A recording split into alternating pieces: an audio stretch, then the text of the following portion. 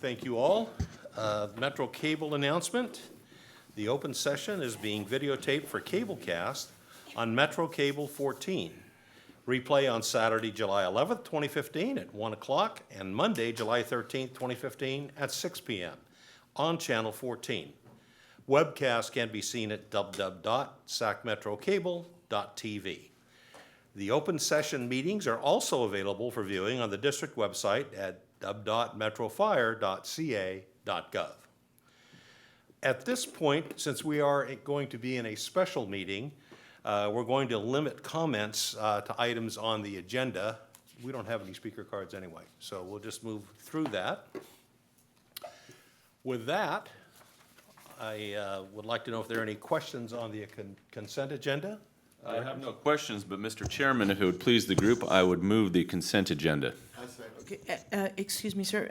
Gentlemen, I had some questions about the item number two for the, I believe it's number 2 under consent, for the SCRS retirement. And I just had some basic questions because I had forgotten what we have done 5 years previous, and I had requested Chief Holbrook just to give a very, very brief history, background on what that has entailed. Are you prepped for that, Chief? With your Should we take that permission? now? May we? Sure. Chief, would you mind? Just brief history for Sure. the folks. Chief, if you would, please. Thank you, members of the board. Christopher Holbrook, Deputy Chief of Administration. What you have before you on item 2 is actually a continuation of a resolution that provides a stipend for medical benefits for some SCRS retirees that happen to retire between the dates of 1981 and 1999. Now, it's important to remember that every other retiree gets their benefits completely paid for outside of Medicare, paid for by the district. These particular retirees, without this resolution, would lose that particular benefit. And that has to do with all of our other retirees were pulled into PERS. These individuals retired before we merged, thus they are stuck in SCRS forever. With that caveat, we do have 17 of them left. Initially, last time we passed this resolution, there was 22. So it is a shrinking pool, if you will, over time. And I do want to point out that you may notice a COLA on there, and that's a 5% increase year over year.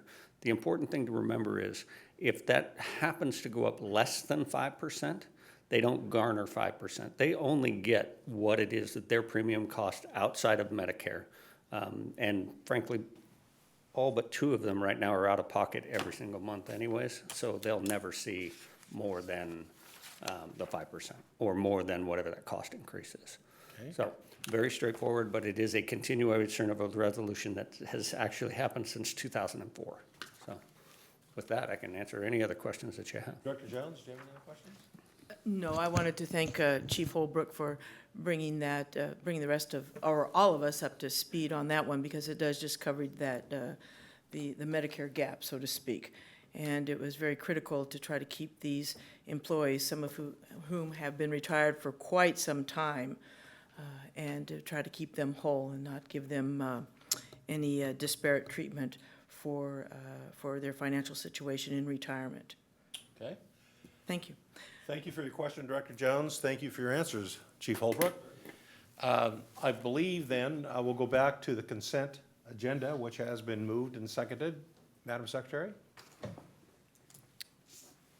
Director Orzali? Aye. Clark? Aye. Kelly? Aye. Jones? Aye.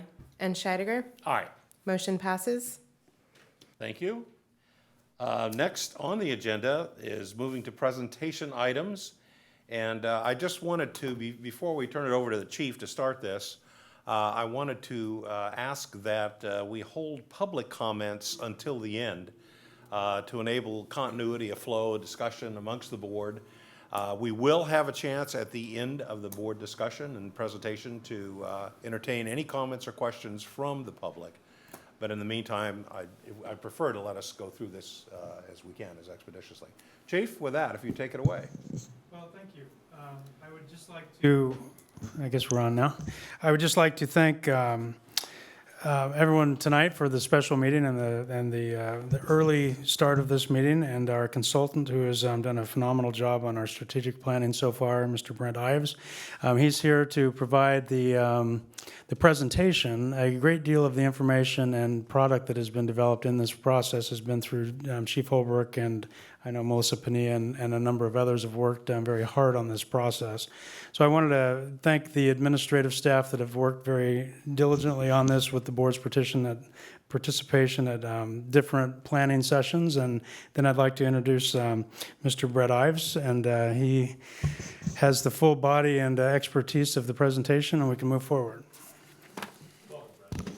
Well, thank you very much, Mr. Chair and Board. Thank you for the early meeting this evening. I think part of that is because of me, and I certainly appreciate it. Thank you all for being here, members of staff and public. Been a while since I've seen you. You have been through some transition, and it's kind of reflected on the timeline for the product of this, but certainly what you've got before you is a good baseline plan for the next 5 years of important actions for you all as an agency. Are you seeing this on your screens? I want to make sure. Okay, as you know, I remember all of you. I think there are some new board members. One, at least, I hadn't met, but he's not in attendance this evening. As you know, I've been doing this for a long time for special districts, and have been affiliated with CSDA and a lot of other agencies, associations in terms of my being able to help them. Also, as you know, I was on the Tracy City Council for a number of years and just termed out in December, 23 years to be exact, and 8 years, the last 8 years of which I was the mayor. This is a little dated, this particular slide, and a lot of different agencies that come along with that. And so I got this great perspective, I thought, on strategic planning, and I thought there were some holes in the way that public agencies do it. And so I came up with this model and I was able to apply it here in this case, working with your good staff. I do want to thank Chief Holbrook and Melissa Pania and Chief Wells, all of which, as well as staff, played a role in the development of this. But it all started, as you recall, last year, really with your vision and what you thought was going to be important. As you recall, I sat down with each of you, and when we got to a workshop, you developed and endorsed 6 critical strategic thrust areas, and we changed those to vision strategies this last year. And then, of course, at about that time, you did experience some changes in the staff and how things worked here, and you were going through a number of transitions. And so the timeline, as I said earlier, reflected that. But we continued to develop strategic direction and implementation. Remember, the idea here and the linkages is that once you understand your mission well as a board, and you as a board do understand your mission well, then it's a matter of what would you like to be able to say about the district 5 years from now. And that creates a vision gap, what I call a vision gap. In other words, here are some things we need to do to be able to really be able to say that 5 years from now. And so the linkage is from that vision of the board through implementation by staff to be able to get you where you'd like to be in 5 years. So that's that strategic direction and implementation. That's what we're going to be reviewing this evening. Keep in mind, we're not going to be reviewing each page, each word of the document. Certainly, if you have, but we will be looking at each section of the document, and in a kind of a briefing. What I'd like to invite you to do during the briefing on each one of the strategic thrust areas is to, if you have questions or you have a need for clarity, or if you have any kind of thoughts and ideas on perhaps gaps that we may have missed, now's a good time to bring them up. This is your chance to look at what the staff is promoting as an implementation plan relative to your vision. So it's really important that you, as we look through each of those, that you feel free to stop us and say, what about this? What does this mean? How might this work is there room for this or that? And so what will be presented to you is really what's in the back of the document is a table. It shows in general, in basic schematic detail, each thrust area, what's planned for each of those thrust areas in the next 5 years, and when you can expect to see progress made, which is a really important thing for board members. I think one of the things I experienced as an elected official myself for years is that we were really good at vision, but we weren't terribly good at kind of getting to where that vision really pointed us. What were the implementing steps? What were the actual deliverables relative to those? And so we tried to come up with a degree of clarity for you so that you can have clear expectations of the chief and his staff, and the chief can understand that when he's working on those things, it comes directly from board vision. That linkage is important. So we'll review the 6 vision strategies, and we'll provide an overview on strategic planning very quickly. Don't need to beat that too hard, but I do want you to understand the linkage as well. Then discuss implementation plan and get your thoughts and make any changes agreed, and then endorsement on the plan. Keep in mind that this is just a presentation. If there are any changes that are made this evening, those will go back to staff, and it will come back to you in the future for hopeful approval if they're not substantive, but perhaps even another session at this if they are substantive changes to the plan. So what is the objective of your work here? Really, as a board, remember, as you recall, when we first did our workshop, when we did our workshop the first time, I spent a little bit of time over on what good board work really is, how a board should function in this local setting, and how the interaction between the board and the public, the board and each other as a team, and also the board and staff should work. Your objective as a board is to serve as a team of decision makers to provide for the most likely path toward a bright and prosperous future for the mission of this agency and essentially for the community on this particular mission. And so if that's the objective of your work, then it's good for you to develop or to articulate clarity of forward movement, vision. Where are we going to go? Why are we going to go there? What's important about it? And how can we be clear enough about that we're not inefficient in the work that we do? We're not moving around and changing midstream all the time, but we really do have a vector. Now, the ideal board, of course, there are 18 points, and they make a prosperous future for the community as a top priority. This week I will be with 4 different boards, and I can tell you part of the reason organizational consultants are very busy in the public sector is because board members individually and sometimes collectively lose this thought that they're here to serve the community and it's their prosperous future that they're to represent. We are the stewards, the keepers of that. If we get too myopic, if we start looking at our own, call it political careers, our own, the way that we're perceived by our public, our own reelection even, then we really have our eyes on the wrong prize. And so this is important, and I bring this up, which is about every board that I talk to, because I think it's really important for a local government to keep taking itself seriously, to keep self-examining our performance, because local government seems to be the only form of government that people will continue to trust in any time in the near future. The other levels of government are difficult to trust these days. I have to admit that my wife and I watch House of Cards, and if you've ever watched that series, you'll understand how slimy it can get.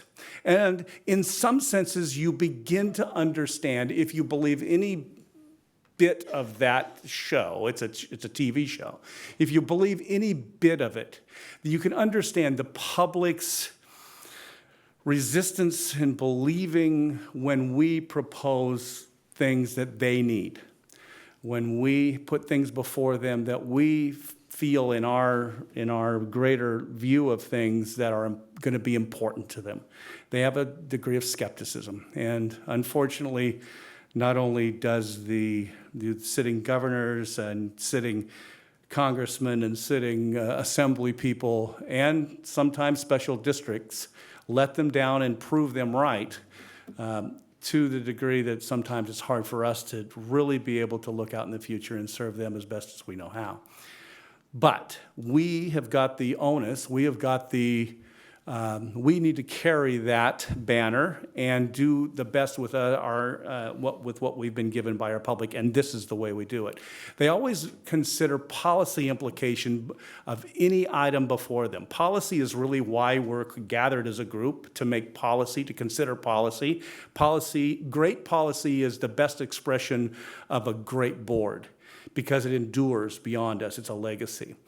If I can pick up a policy, well, if I could when I was mayor, if I could pick up a policy from the city of Tracy that's 25 years old and it was still good, all I had to do was change the names and maybe some dates, that was an expression of great professional board work.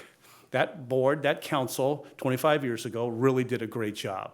Because look, this policy is still real, it's still relevant, it's still good, it still applies. So a policy is why we're here. And I have to say that special districts are some of the worst in terms of really making good policy. And policy's a funny thing. It's when things are great, you kind of don't need it as much as when things turn jam side down and you look for some basis for why we do what we do or how we communicate the way we do or don't. And if it's not anywhere in policy, we've got no leg to stand on. And so special districts are coming along to that message, and I'm sure that you guys go through your set of issues just like everybody else. They're dedicated to their mission and understand that it is what properly drives them together as a team. This is you collecting around the mission of your agency. That's why the agency exists, is because of its mission. That's why the public's money gets raked into a pile for you to spend. It's the mission. That's why you serve. Great boards, ideal boards, they consider each item on its merits, fully informed by staff, community input, and their own good sense and experience. They know that their executive, their chief in this case, is an executive, and as such, evaluate his or her performance based in results and achievements. That's what executives that's what is expected of executives, results and achievements. It's not so much, yes, chief, do it within the boundaries of good professional sense and certainly everything that's legal. But really what we need out of you is results and achievements. And what he needs out of you is clarity of which results and achievements are necessary. You send him and his great staff forward with the clarity on that matter, and then you've got some degree of efficiency. Absent that clarity, you aren't as efficient, and people are kind of guessing. That's not any way. Evaluating your executive is one of the most important things you do. They know, as a board, how to properly connect with their community. You all know that better than anyone, how to connect with your community. And you take it seriously. They debate, have discourse, even argue, but then respectfully vote, and then clean the slate for the next vote. It's one of the hardest things we have to do at times when we actually go through that process of debate and discourse, even arguing. But the best boards can do that. They can even get to that point where they have absolute heated discussions on their opinions, but then they get to the public process of respectfully voting, respecting the process that they've been given, and then once the vote has been taken, they turn that Etch-a-Sketch over and they shake it to make it clean again, and they move on to the next vote, unencumbered by that process before. Really a tall order. I've been in some very heated discussions with the council, and after a while, is that a cumulative effect of a relationship between myself and another council member? It can be, and we've seen it hundreds of times.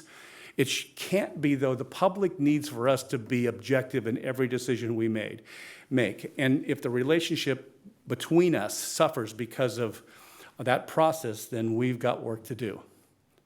Just a reminder. Good boards never micromanage. They focus on ends and leave the means to the executive and staff. Ends and means. That's that great ability to articulate results and achievements. Those are the ends that you want to be clear about. Go out and make these things happen, Chief, and then you're successful. They communicate to the organizational structure through the executive. This is an interesting little spot that I deal with occasionally with certain boards, where they happen to go around the chief and they kind of digging for dirt here and there, and they may be listening or be available to hear pieces of information that perhaps other board members don't have. I know that doesn't happen here, but I know that it can happen, and I want to be clear about the fact that this is a dangerous situation. It always turns bad. It's never really it's people believing that they're playing politics at a higher level, but in all reality, what they're doing is they're violating the structure that works best, which is working through our executive, being clear with our executive. A few more here. They make visioning for their community a collective, common, and practical effort. And that's what you're in the process of doing right now. They know that individually they have no authority, but only as a team. That's an interesting thing. Only as a majority. Individually, you really have no authority. I know you know that. And maybe there's a very few little things in your policies and procedures that allow the chair to have certain authorities, or maybe some committee chairs have certain authorities. But in all reality, even committees, we know that, are only advisory to the whole board in most cases. And the chair really only can advise on certain things, and it's all laid out in policy that was really dictated by the board in the first place anyway. And so individually, we need to realize it's a step in humility. It's good for us to realize that we have no authority individually, but we need to work with those that the public's given us to work with. They respect the system and the process within which they find themselves. In other words, you have a system and you have a process of how you make decisions. The public is expecting you to exercise, and every other board, to exercise that process. They are relying on you to do that. And they know that a high functioning starts with them. If you expect for your staff to be high functioning, if you expect for Metro Fire to be the best in the state, when maybe the best in the country, then you need to practice that as well as a board. And continually work to self-assess, continually work to not only individually, but corporately as a board to become the best board that you can be. That's what'll best guarantee that they can know that it's a simple leading by example kind of thing.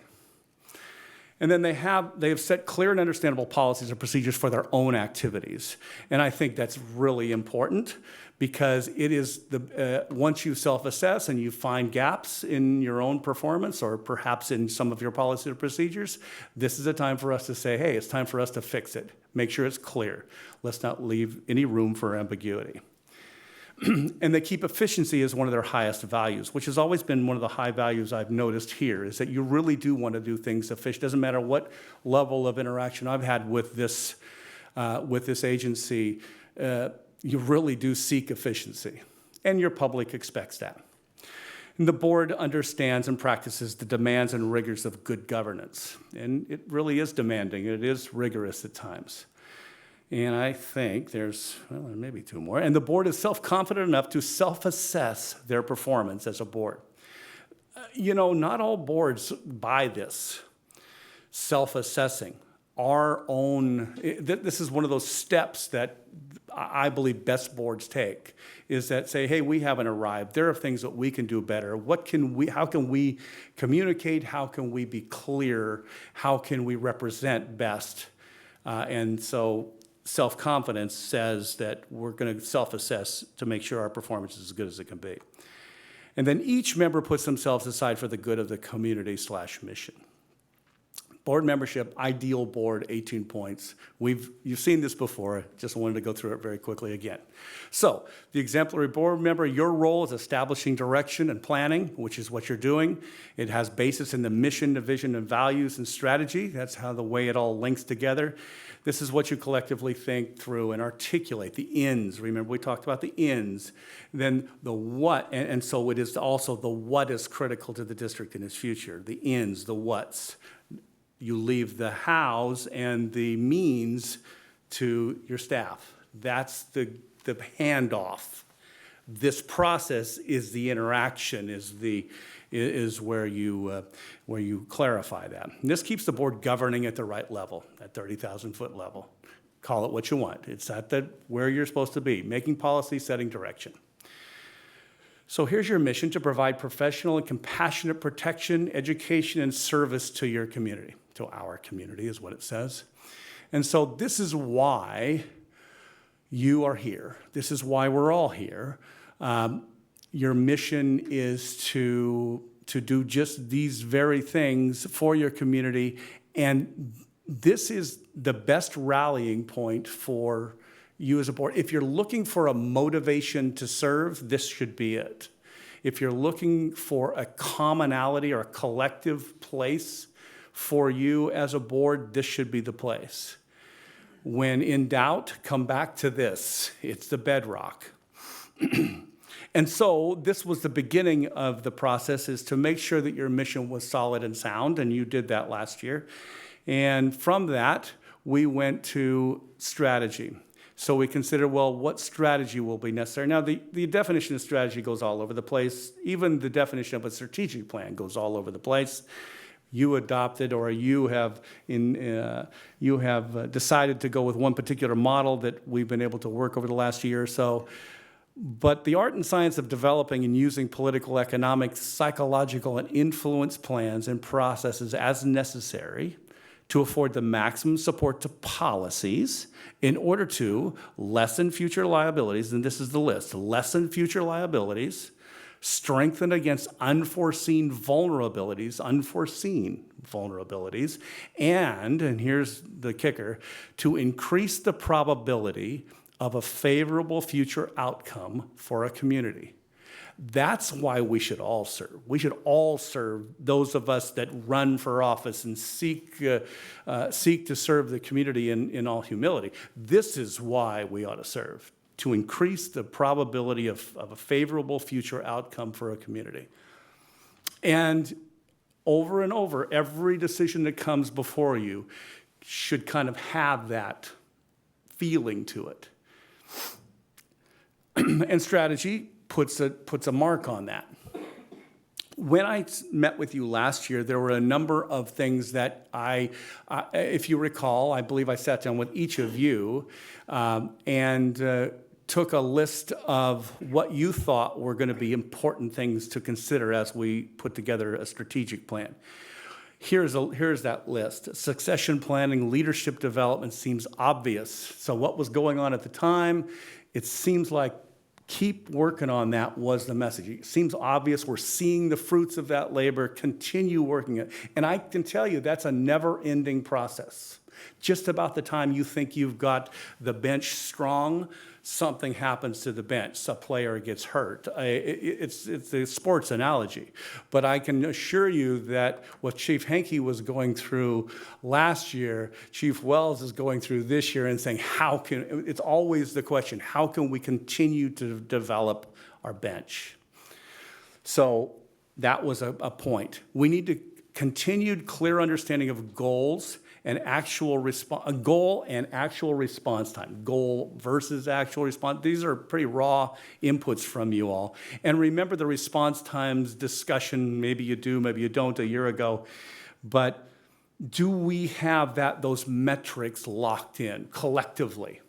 And that's a long discussion. As I met more with staff and as they said, wow, that is a big question on how to really articulate and clarify and report response times and the definitions of those. It's a big, but it's in your strategic plan. There's a piece in there that says we're going to work on clarifying and work with you on making sure that we have the right metrics and we understand them together going into the future. Do not add anything to our load now without clear benefit to our ratepayers was a comment that I got. Fair enough? And that's something that we're working on. I don't know that there's anything terribly new in your strategic plan, but I think there's certainly a lot of accentuation. There's a lot of things where we're going to work specifically toward an end. grow responsibly, and there was a lot of questions about growth last year as we met in terms of annexations, in terms of consolidations.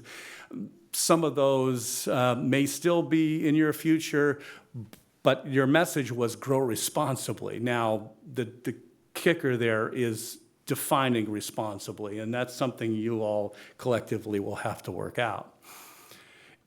Is what we're doing improving or adding to response times? And so that was a question kind of that one of you asked, that whatever we're doing, we should be able to answer that question. Our public meetings and the public's access is too limited was a comment at the time. And there are pieces in your strategic plan to continue working the ongoing, it's another kind of never-ending effort to try to make you as transparent and open as possible. Every agency I work with seems to have a piece of that. And that concern is going to be out there for us. There are limits, there are logic points, but there are also technology opportunities that we didn't have even 2 or 3 years ago. There's a piece in there for your strategic plan. The care of the firefighters and medics is key to what we do, but it's not all about them. And that's, okay, that was a comment, it's a raw comment, true. You don't exist as, your mission doesn't say we exist to create employment opportunities, but you know that you don't get your mission done without taking care of those that get the mission done. And so it's the balance, it's a typical balance. It's not all about them, but it's largely about them, isn't it? A lot of what we do as decision makers has to do with the biggest part of the cost pie chart, which is our staff. We all know that. We should always seek the public's best option and have no other drivers. That's one of the very close to one of the 18 points. We should lead to regionalization to propagate the Metro Fire way. And there were a lot of you that made that comment. That's why those asterisks are there. The Metro Fire way, don't know if that's completely defined, but there's no harm in you being proud of the way the Metro Fire does its work. And there's no doubt that as you look out at other agencies, that there's plenty of room for others to grow into what you've been able to do here, as well as for you to learn some things from what other people do as well. But the point is that the way that you do your work is worthy of spreading out there and making sure that it's available to others. As a district, we have one mission which leaves us more focused on public safety. Again, a raw comment. In 5 years, we continue to enjoy a positive reputation in our service area. Absolutely. And again, keeping the public in mind in every decision you make will continue to do that. It doesn't mean that everyone will love you. I've always said when people have asked me, gee, I'd like to run for this or that, I always say, well, remember, when you are elected to office, before you make any decisions, you're going to be in good, people will really think the world of you. As soon as you make one decision, about half the people disagree with it. And as you make more, eventually everyone will disagree with some decision you've made.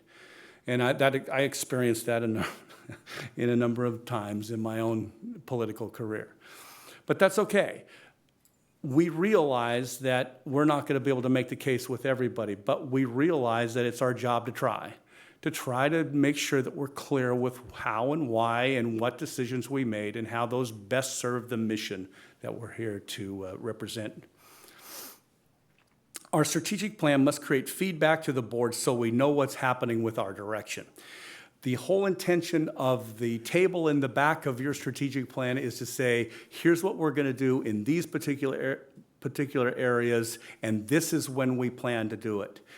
The reporting of that should be something that you all work out probably when you get to the approval stage of this, and it's fair for you board members to ask, when can we expect reports on how this is going? There's even a piece in here that suggests that you link the success or failure of the strategic plan with the chief's performance evaluation. It's clear. It's a clear linkage. Clarity is a valuable thing, so you should always seek it. And this is one of those places where you can get some clarity, and the chief agrees. He knows. Be clear with the chief will get it done for you. That's kind of the way this thing works. Absence of clarity means it's a little more difficult, isn't it?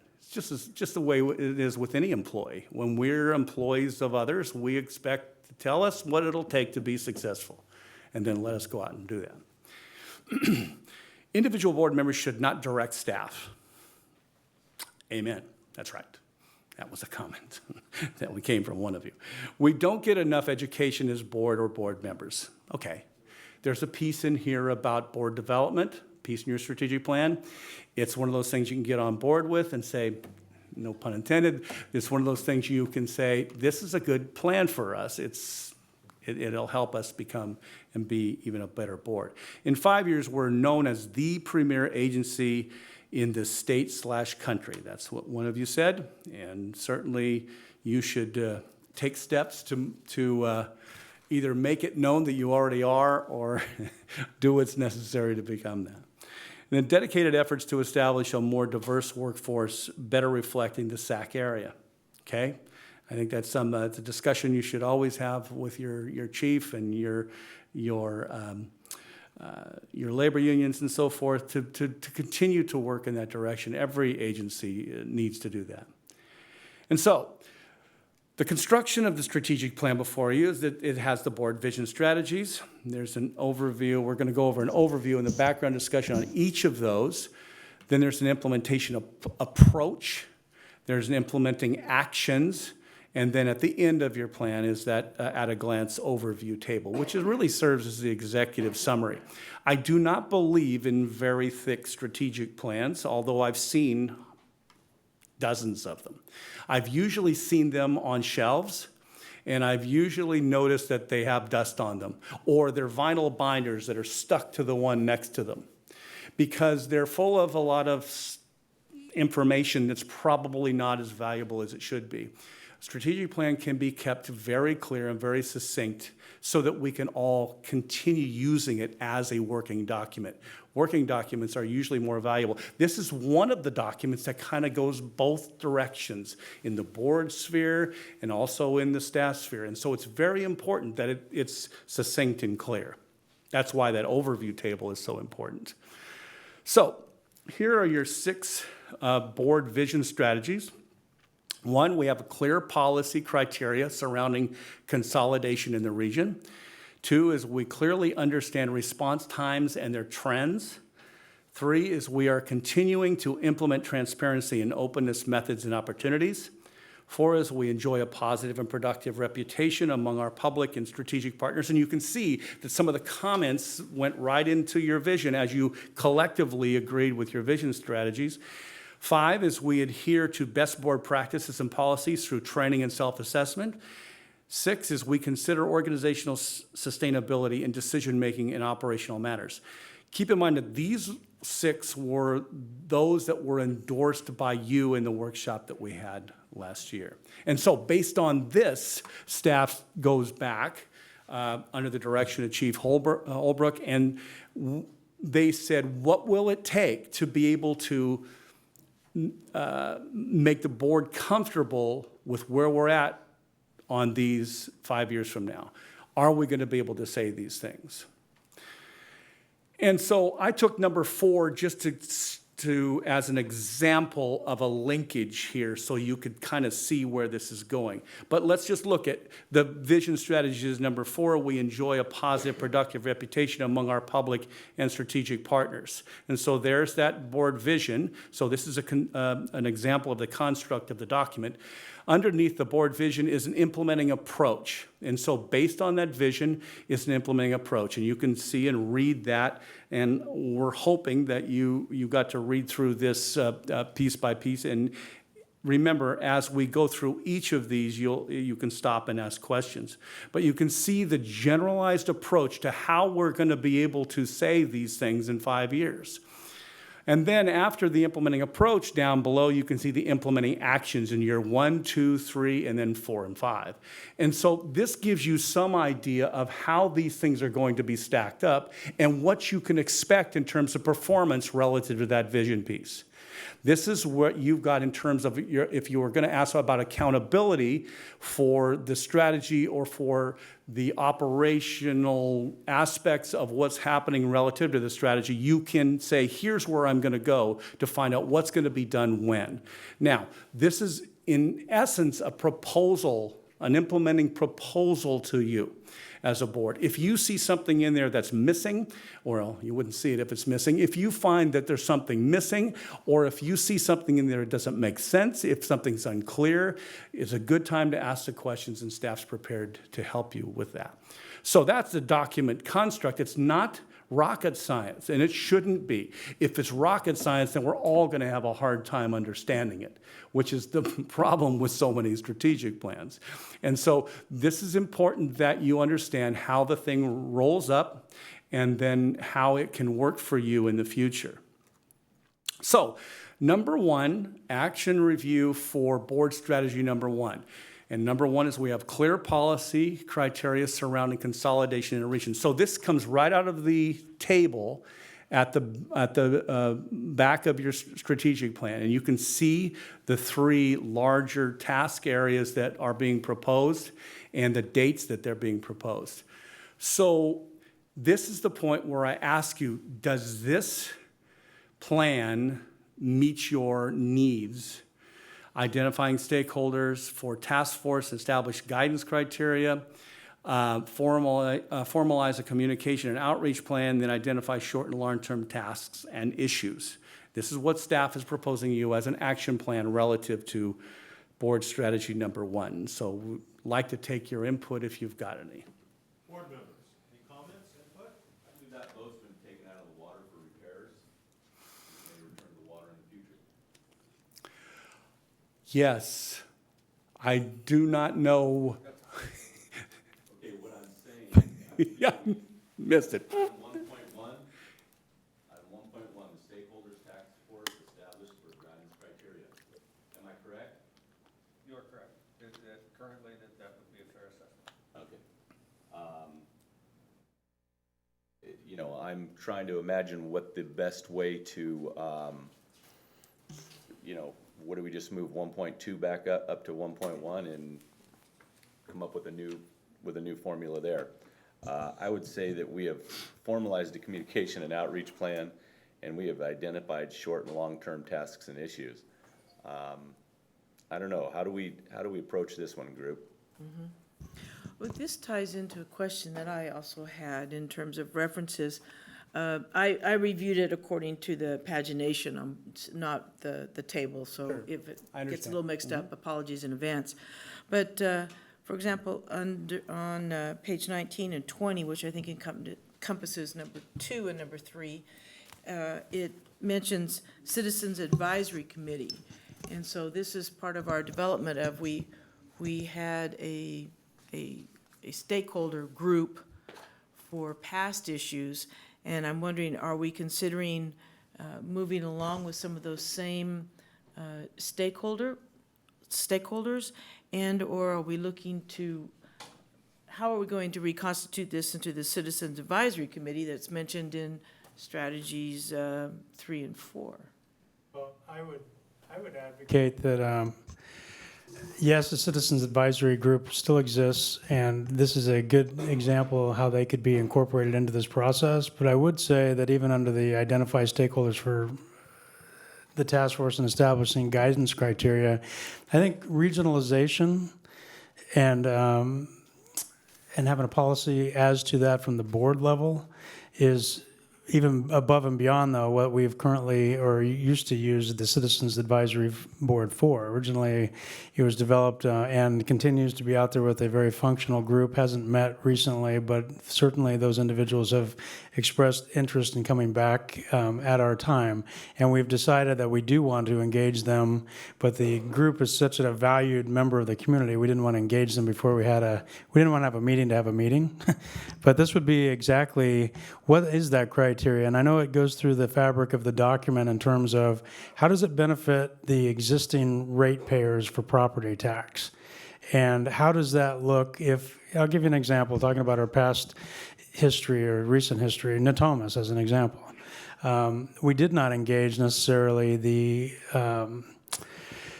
that particular group, the Citizens Advisory Group, about our intentions of going out to Natomas. That needed to be something that this board that we've talked about in depth of what are the pieces we want to talk about, what is the trigger point if we wanted to re-engage in that, or maybe it's another consolidation across the El Dorado County line or the Placer County line, or maybe it's the city of Sacramento or city of Roseville.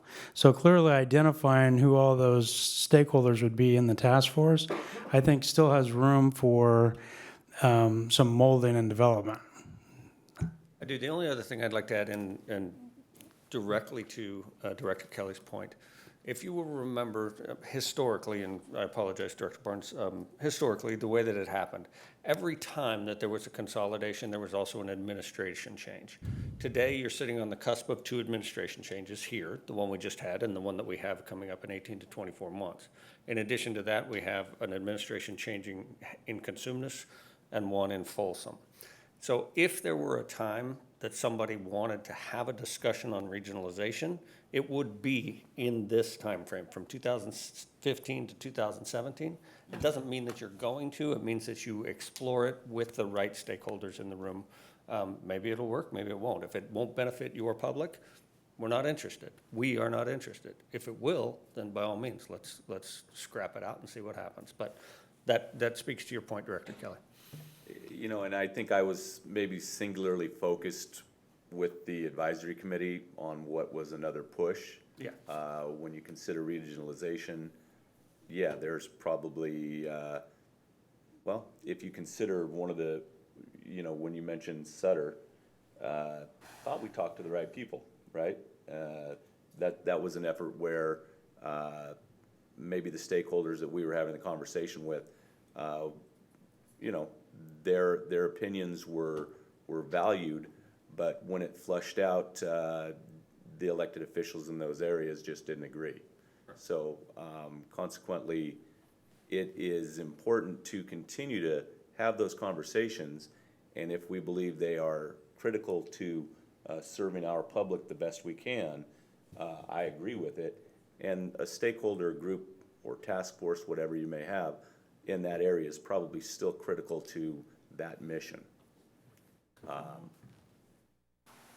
I just, like I said, I was more singularly focused on the revenue effort that we thought about putting forward that we ended up not. So in that respect, I think that this still works very well when we consider consolidations in, you know, surrounding areas.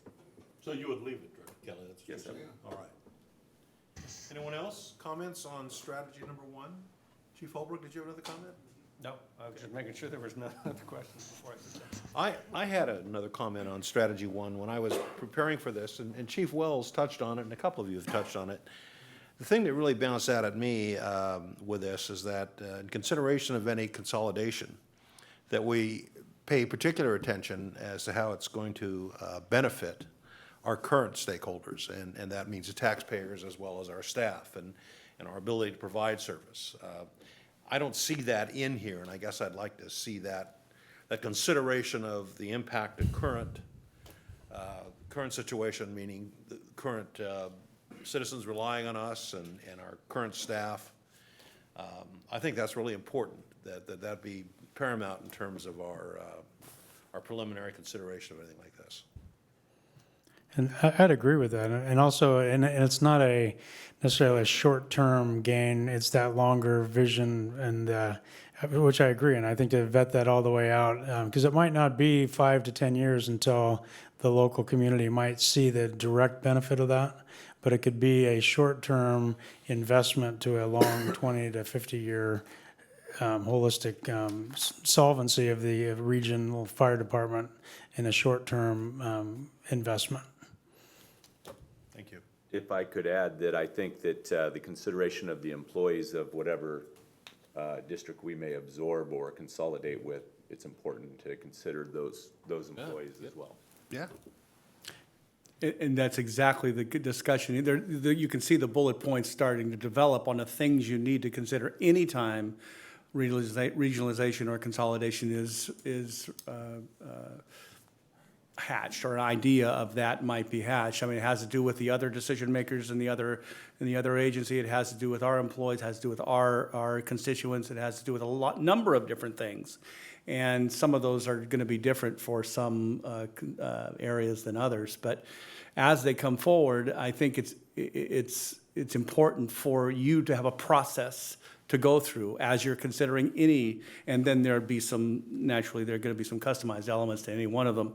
It's important for you to understand, relative to the whole strategic planning process, that you're going to see this every so often. It could be at least once a year. I always recommend that you review this once a year, so this doesn't go away. This continues to be part of your discussion, and it will probably evolve. This goes out to 2017-18, but in all reality, next year, upon your review, you might very well change this thing up, add more specificity to it, change some dates.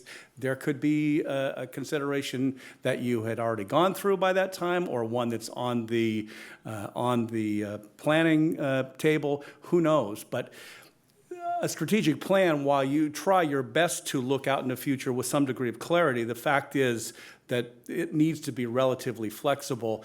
And each year, at least if you do a formal review of it, it's very, very helpful to continue building upon this framework. And so this particular board strategy doesn't go away. You'll see it and be able to talk about it every so often. And you and your chief should work out how often you want to get a report on your strategic plan. Board, anything else on strategy 1? Okay? Thank you, Brent. Move ahead. Strategy 2 is board clearly understands response times and trends. And you can see before you what the proposed actions are: develop consistent messaging format, data points with direct linkages to capital facilities planning, transition to twice yearly reporting, meet with new CAD, develop and socialize consistent metrics, and then socialize planning metrics with interested parties.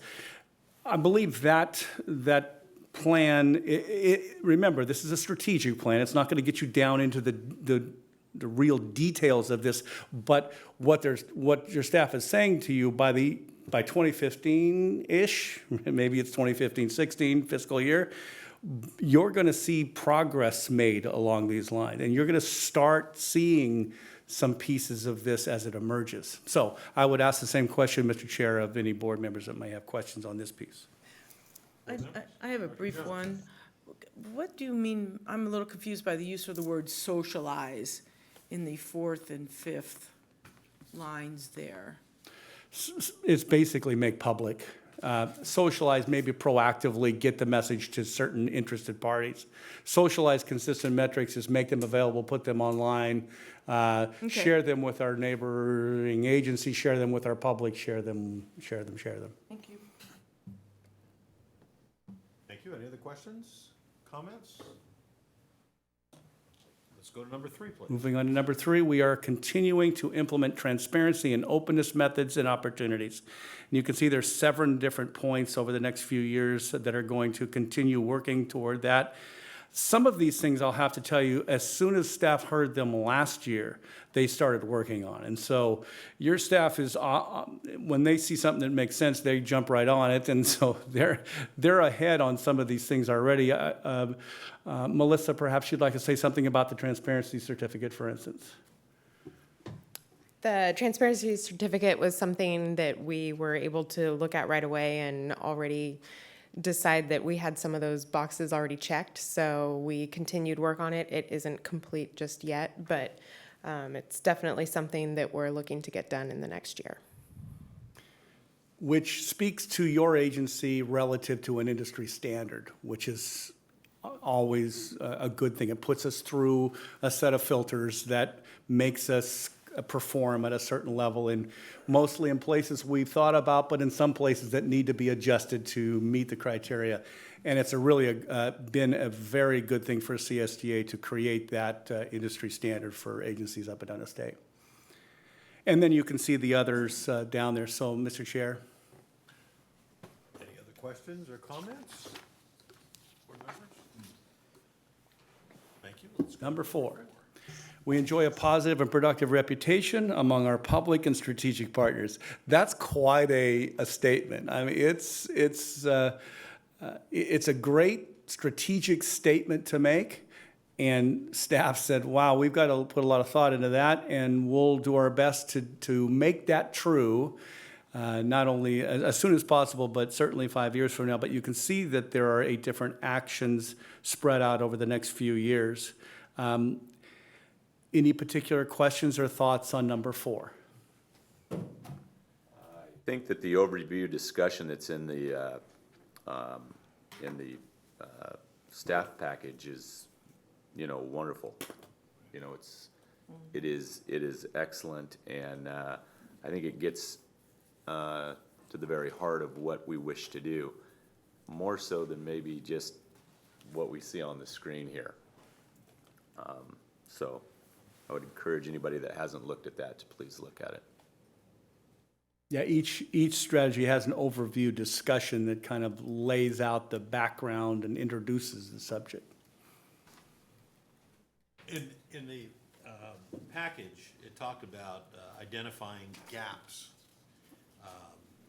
in terms of our outreach efforts and plans developing plans to fill those gaps. Have we identified gaps specifically? And then I guess the next question would be, do we have any plans to fill those gaps? What sort of gaps are we?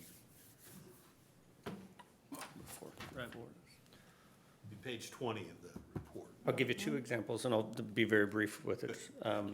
If you go to a local level, every homeowner association was actually identified at one time and used to be touched. Today, that doesn't occur.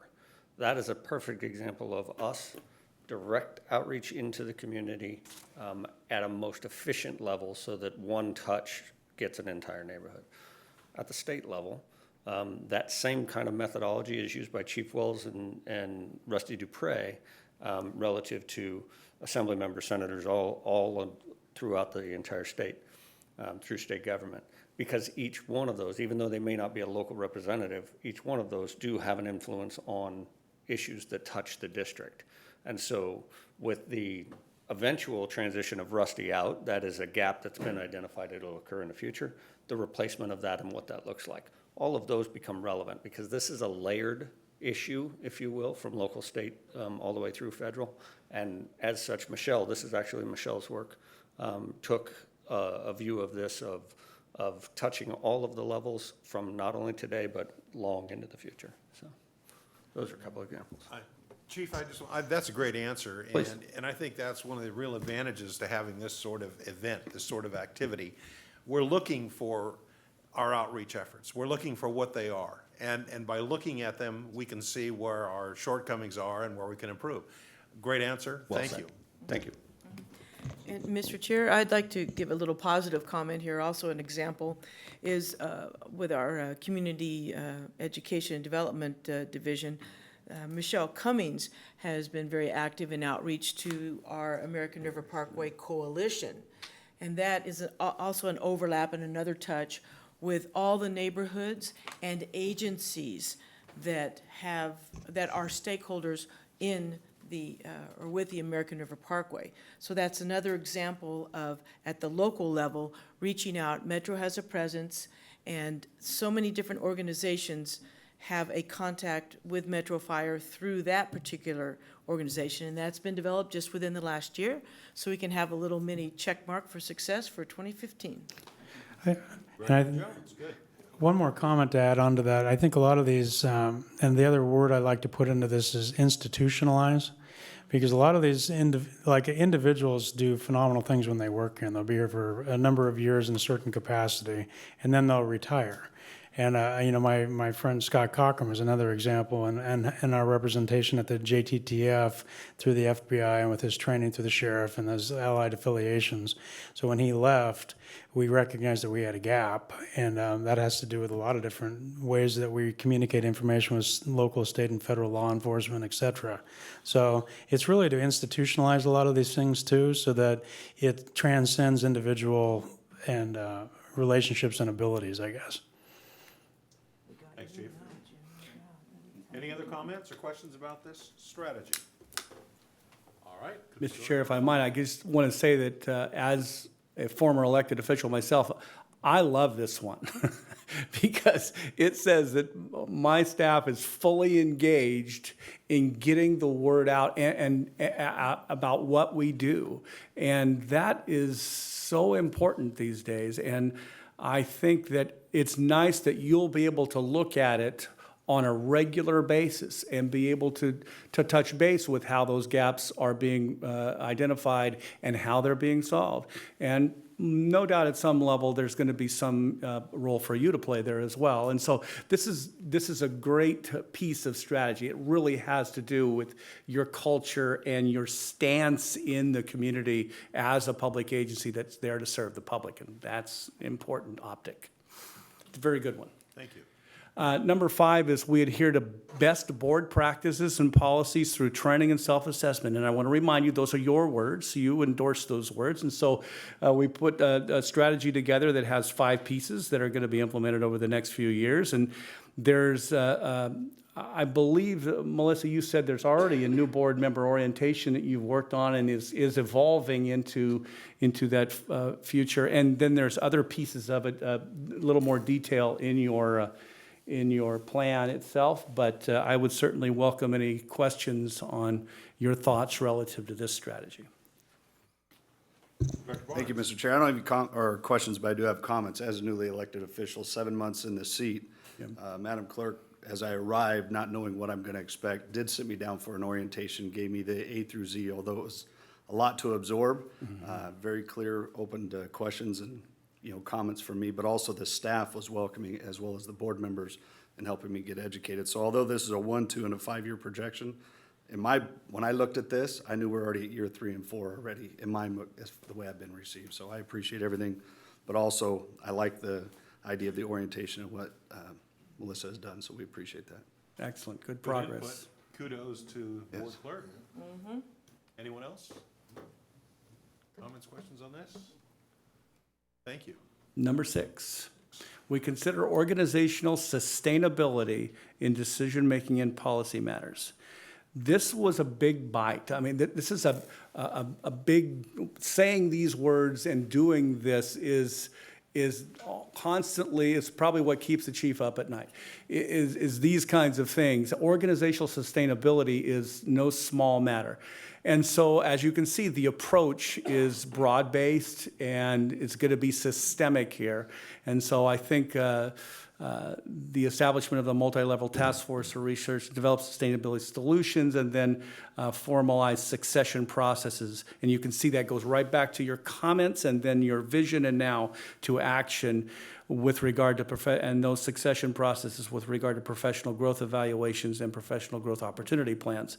It goes way back to what you had seen as that leadership development, that constant working on your bench. So while the specific actions here are a little broader in terms of organizationally how the chief's going to implement all this, it is probably as much as can be said in a number of pages. I think there's a number of initiatives that are coming out of this and are already working here, but certainly welcome any questions. Board members? Where are we on 6.1? Is that something that we're looking at? Have we given it thought? I would tell you that there's no formalized task force set up yet. That's something that we definitely need to do that. I would tell you that all the sustainability solutions that we're looking at, I mean, sustainability is an interesting term. We can use it for the environment, or I use it here for viability as an agency to make sure that we have the most qualified individuals at every level of this organization, including the one that they don't hold yet, for the next one. So those are all in process. I can tell you that we do it consciously every day, and we talk about it at a command staff level, literally formally, once a week probably, to make sure that we're exposing different folks at different, all the way from firefighter all the way through the chief officer rank. So, but it's very much unorganized in a formal process. We're working to do that. We have a short window of time, retirements, transitions, all those types of things. I think your sports analogy about the bench changing all the time. The bench in Metro Fire will change drastically in the near term, and it's changed drastically backwards just in the last year or two. So. Thank you, Chief. And I think that's one of the advantages to this being listed as is, to formally establish at some point, when we can, the multi-level task force to make sure that there is continuity and a lineal action with it. I'm glad you're doing it informally, at least. Yeah, we have no other choice. It's going to happen one way or the other. Yes. It's better to do it in a Yeah. planned way It's than better in to a plan to crash, yes. Any other comments, board members? Questions? All right, Brent, thank you. So, those are your 6 strategic thrust areas and the action plans that are proposed to implement them over the next 5 years. Remember, it's not a 5-year plan on the shelf. This is something that you're going to look at as often as you and the chief decide is a reasonable frequency of a review. At least you should look at it every year. I recommend that you look at it every January or February. The reason being is that oftentimes this can inform the budget or budget decisions in the future and in the near future, so it can get plugged into the budget process. I know that you do an annual kind of review. It's generally been in April, May, July sometimes, but I believe that you get on a schedule that has you do it as a board, and it becomes part of the culture here to continue to plan, to develop this. You can imagine that last one, for instance, 6.1 next year, coming back with more specificity, because as the chief and the command staff look into that more, there's going to be more specificity at a strategic level to be able to give you. But right now, I've asked you for your comments on the plan, if there's anything missing, what's unnecessary, what should be changed. I want to give you one last shot at it, but right now, if and when you approve this plan, which would probably be at an upcoming meeting, adopt the plan, then the chief will have certainly a degree of clarity on the kinds of things that you want him to be working on to you'll notice in there that the last bullet says integrate these implementing actions into the chief's performance evaluation. And I thought I better have a discussion with the chief about that, which I had about 4 minutes before the meeting. But in all reality, that clarity is a great thing for an executive to have if he can get it from a collective boss. Remember, we're a collective boss, which is really difficult. It's hard enough to get one good boss, much less find a number of people, 5 or 11, or I work with some boards with 33 people, that are going to be clear with the kinds of things that they want their executive to work on, which really directs the expenditure of public money. And so it's very efficient to be clear with your executive. And so the chief had said in 2015/16, there are a number of things, if you just pull those out, you can expect, if you adopt this plan, for me to be working on those things. That's a clear expectation of your executive.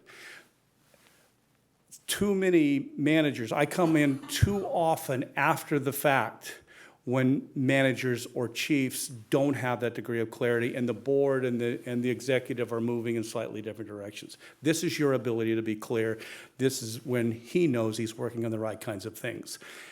So in the future, you'll also see, once you adopt this plan, that there'll be supporting actions on your agenda at times, that you need to do this, you need to hire that, you need to buy this or that. It could be regarding this plan. And so you would see linkages back to the strategic plan in your agenda packets as well. So with that, Mr. Chair, I will adjourn my comments and certainly take any from you, and be happy to wrap this up for you to adopt in the near future. Board members, any other comments or questions? Brent, before you leave, I would like to open this up to the gallery out there. Any members of the public or anyone else in attendance that would like to make any comments relative to this presentation or the strategic plan in general? All right, with that, Brent, I want to thank you very much for this. You know, as you said very well, strategic plan is a nice document. It's contemporary. It's nice to have one on the shelf, but it doesn't mean anything if it doesn't actually be put into play. Right. And I think one of the most important things we can do is have this periodic review and make sure that we're all living it and that it is vital and dynamic to all of us. Your presentation was excellent tonight. I think it brought it home to us and hopefully to the members of the public. I appreciate your efforts and we'll look forward to seeing you again. Continue Well, this it's effort. primarily the effort of your staff, Mr. Chair, and then congratulations on being clear. Not everybody has it. It's a great thing if you can get it. Thank you. All right. Thank you. Thank you very much. With that, we'll move on through the agenda to the President's report. No report. The Fire Chief's report. Chief Wells. Well, good evening again. Mine's going to be a little briefer than it normally is, so we'll just stay tuned for about an hour here. You know what, in all seriousness, we've had, this fire business that we're in is a dangerous business, and we're out there in the public doing good things every day, but at the expense sometimes of injuries. And I would say that a lot of our folks that get injured, and I'm not trying to minimize any other injuries other than mentioning these two tonight, but we had a fire captain, long seasoned fire captain, 35 years on the job, was in the burn center overnight and, with burns on his hands. And that happened, Captain Tom Hansen. And it was on a fire for automatic aid out into the community of down in Wilton. We came out of station 358, I believe, coming out of the Slough House area, went down.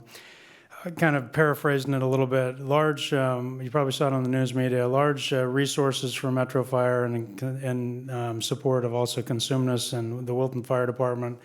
And late stages of this, there was a flashover, and unfortunately Captain Hansen was burned. His other firefighter that was with him escaped the same environment right where he was, but he was more fortunate and didn't get burned. But they literally were thrown down the stairs after talking to Tom at the burn center. The good news is, we've talked about the burn center here for a number of years.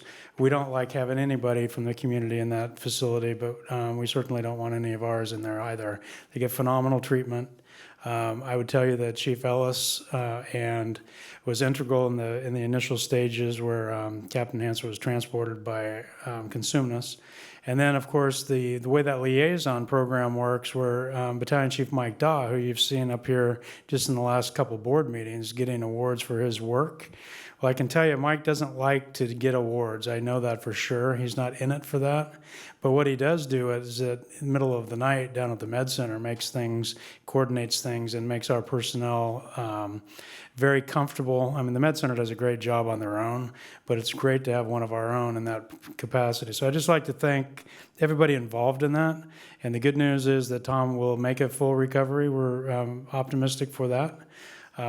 But it's going to be a number of months and a very painful process. So, and of course, the investigation into that whole incident is occurring, and we're very aggressive about looking into why things happen and making sure whatever factors we can mitigate to prevent it from happening next time, we'll do so. So that was one. Also, and I'll kind of reserve firefighter. We've talked about our reserve firefighters here a lot, and we had a reserve firefighter, and I'll talk about it a little bit later, but I was standing literally right next to him, and he ended up hurting on a grass fire out in the Rio Linda area on the 4th of July.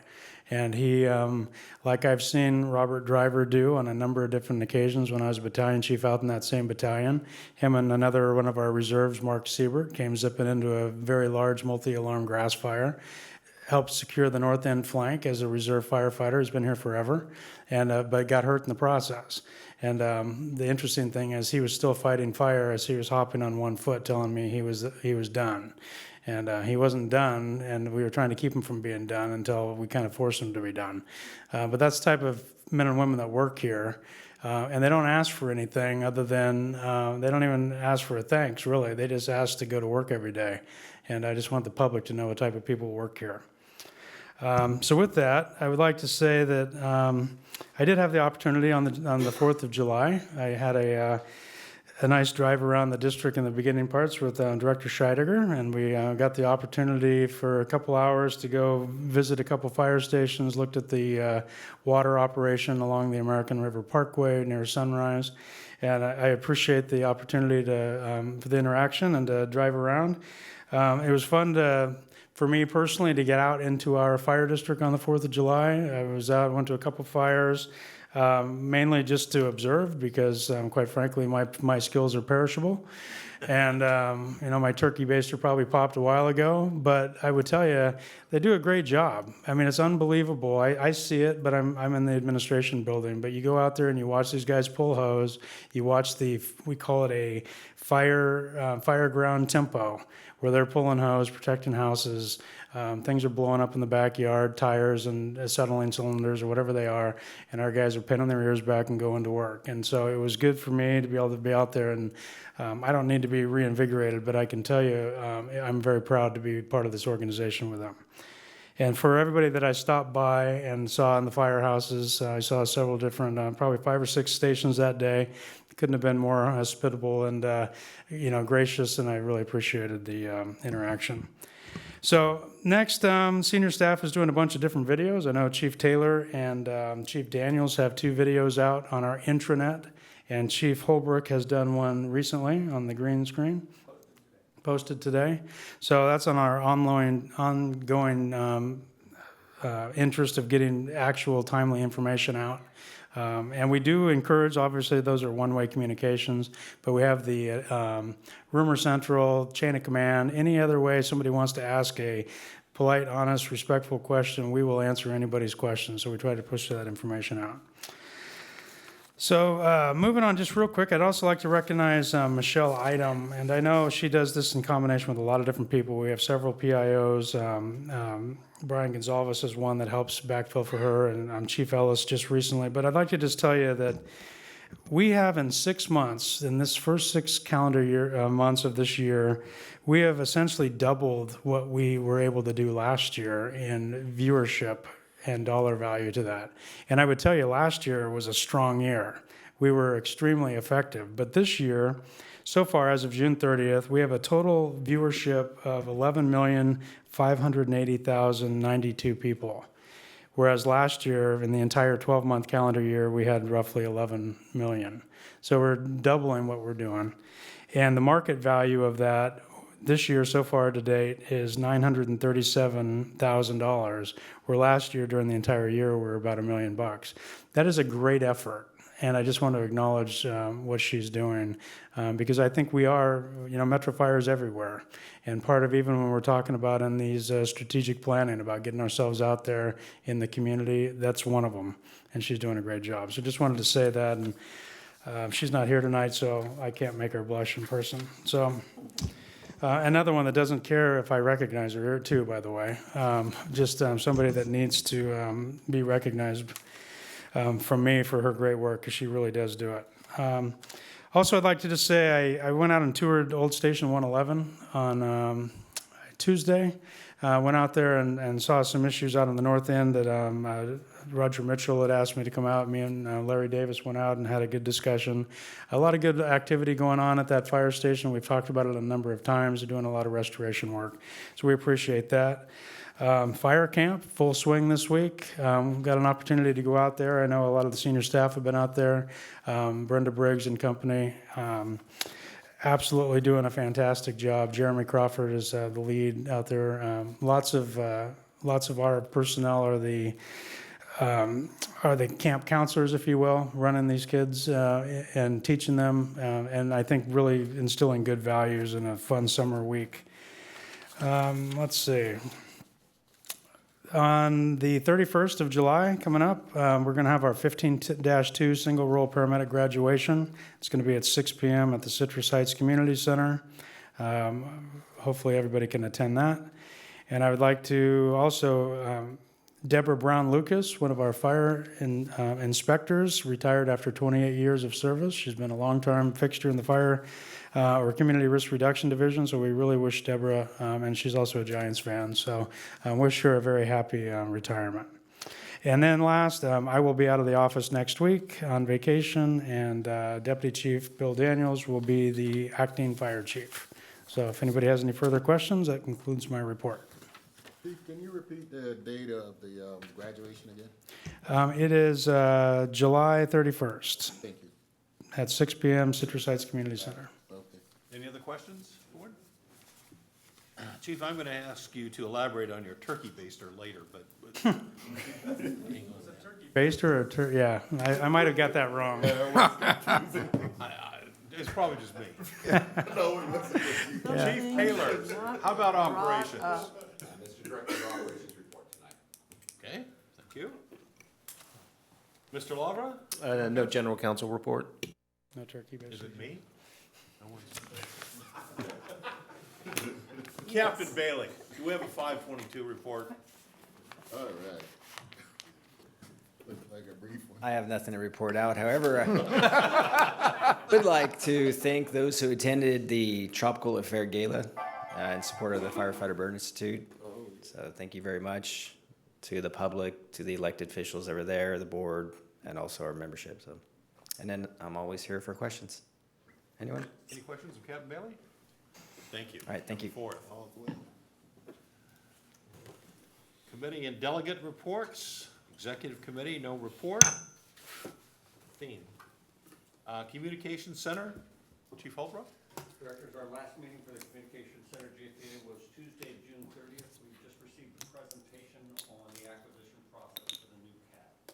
No action was taken. Okay, thank you. Any questions? All right. California Fire and Rescue Training, Director Kelly. The Fire Rescue Training JPA met right before our last meeting, I believe it was, or a day or so before, and I reported out at that point relative to many of the action items we had on our agenda last week. The JPA will meet again on the 24th of September. Okay. Thank you. Any questions, Director Kelly? All right. Finance Committee, Director Jones, do you have anything? No, we have, the Finance Committee has not met since our last regular board meeting. Nothing to report, sir. Just zip through this, and the Policy Committee has nothing to report. So with that, we'll go to board member questions and comments. First, Director Rosali. I have nothing to report. Do you get I'm paid just, by the hour? just trying to hold up my end of the deal here. Thank you for your consistency, Director Rosali. Director Clark? I have a little something to report. Kind of give you a break here.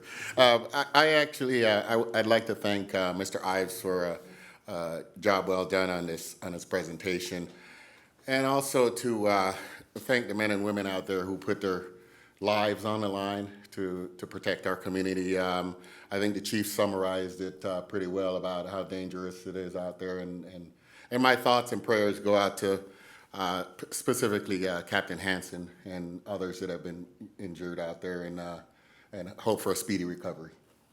That's all I have to add, Mr. Chairman. Well said, thank you. Director Kelly?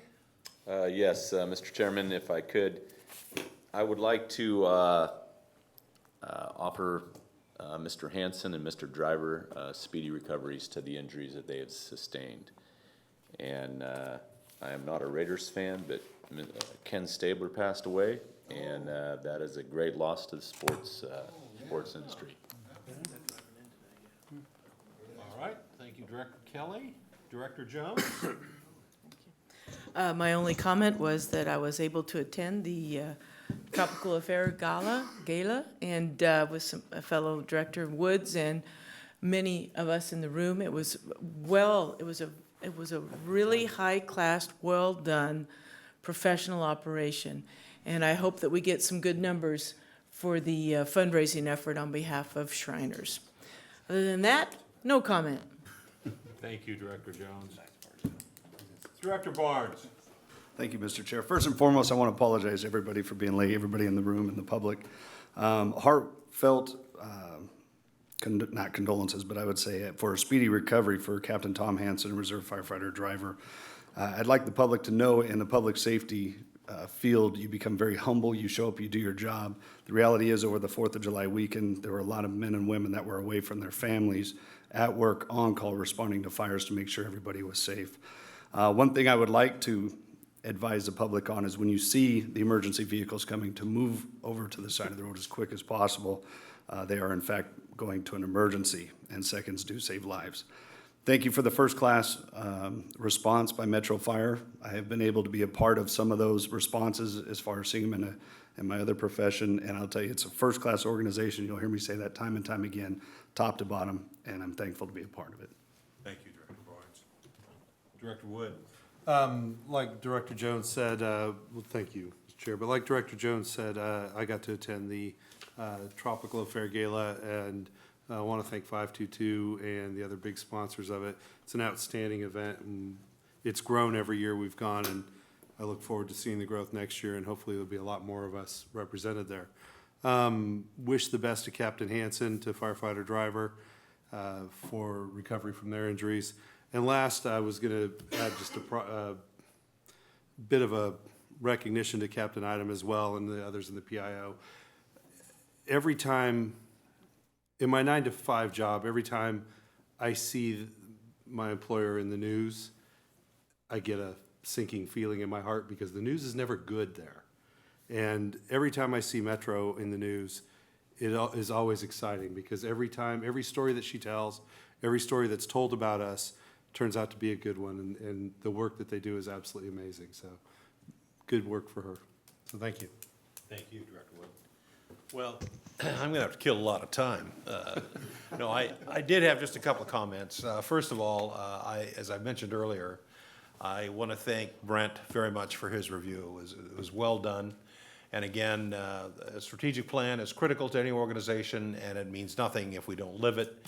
And this sort of review is critical to all of us. So I appreciate the work he did. I really want to again single out, we talk about how good our men and women are on the front line. Once again, we're blessed with wonderful staff that keep them going.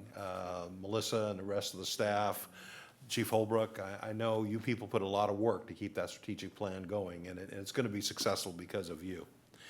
Secondly, I did have the very enjoyable occasion to spend a couple of minutes with the chief on the 4th of July. And I hope the public really realizes, as Director Barnes said, what it's like for our people to give up their holiday and be out there and protecting all of you and the public. And they're doing a wonderful job. I got to see the River Force at work a little bit, and of course, the men and women out there that are sacrificing their time, their family time for you. We just can't say enough good about them. Thank you, men and women of Metro.